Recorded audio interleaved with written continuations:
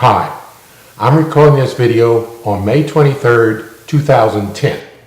However, it is about a chain of events which began 43 years ago.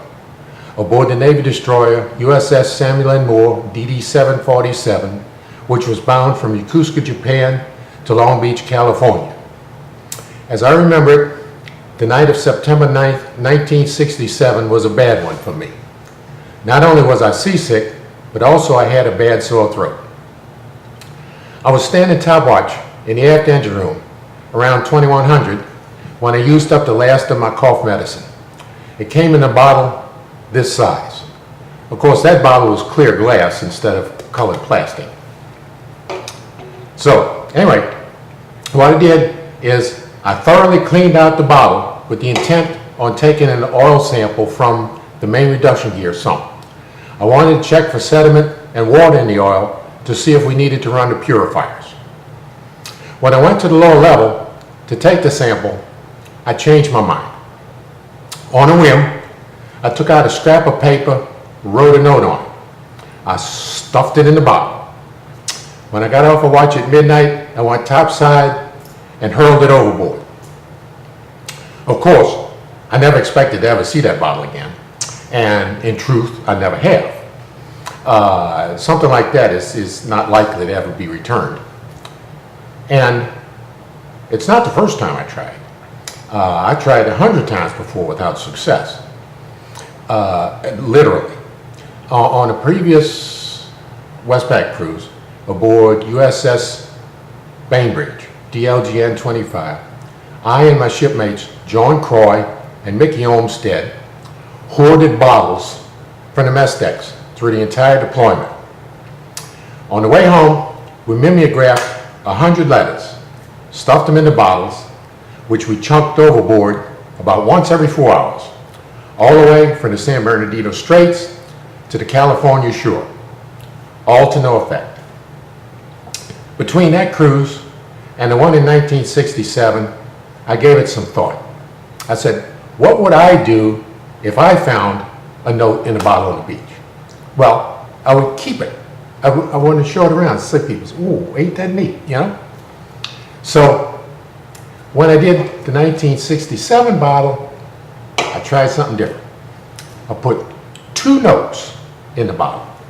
One marked original across the top and the other marked copy. That way, the person who found the note could keep it to show it around and they'd have a copy to send to me. Now, fast forward to 1971.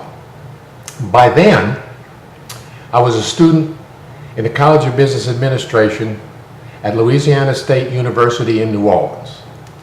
I came home from class one day and found this envelope in the mail. Let's see. Can you read that? Much to my delight, the letter was attached to my note. You see that? Can you read that? That's neat, huh? Anyway, I tossed the note in the ocean about here, 400 miles northwest of Midway Atoll. And it was found approximately here at a town called Lorena. That's on a small island in the southern Philippines. You can look it up on the internet if you're interested. Now, of course, it didn't go directly there because the ocean currents in the Pacific swirl like this in a circular motion. So I figured that the note traveled at least 4,000 miles and maybe as many as 6,000 miles. And it was in the water 1,335 days, which isn't all that long. That's less than 4 years. And that was a good thing because you see, a year later, I moved out of town and the note would have never found me. Okay, so the reason I'm making this otherwise boring video is to just tell people what I learned from that experience. If you're going to take a bottle and throw it in the ocean or the Mississippi River, say, what you want to do is include the 2 notes. That'll give you a much greater chance of one of them being returned to you. Another thing I found is that you have to roll it up with the writing on the inside to protect it from the sunlight.